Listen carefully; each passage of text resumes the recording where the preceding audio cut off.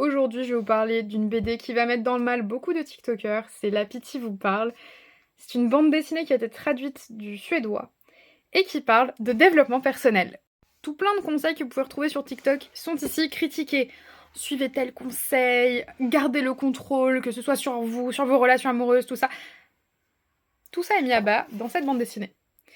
Et pour le coup, cette bande dessinée, pour moi, ça a été presque un coup de cœur. Pour le coup, je pense pas que c'est un coup de cœur parce que c'était une étude psychologique. Il y avait pas mal d'études de sciences sociales qui étaient dans cette bande dessinée, qui étaient expliquées. Pour de la vulgarisation, franchement, c'est génial.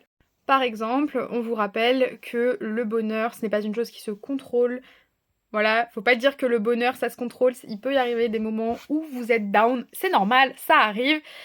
Et cette bande dessinée parle justement de cet aspect hyper contrôle, notamment à cause ou grâce aux influenceurs qui, sur les réseaux sociaux, promeut un modèle de vie. Alors ça peut être des influenceurs, mais aussi on parle d'une psychologue à un moment qui donne certains conseils particuliers. On parle aussi de chefs d'entreprise qui disent si j'ai réussi comme ça, c'est parce que je suis comme ça.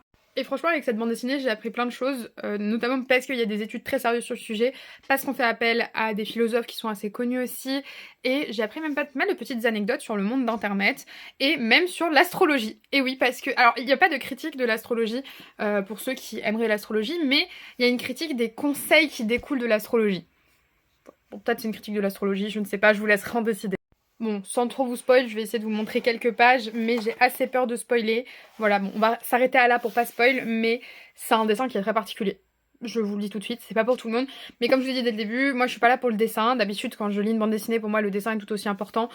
Mais quand j'ai commencé cette BD, je me suis dit, je vais pas le regarder. Si j'avais regardé le dessin, je pense que je serais pas devant vous à vous parler de cette bande dessinée aujourd'hui, vraiment.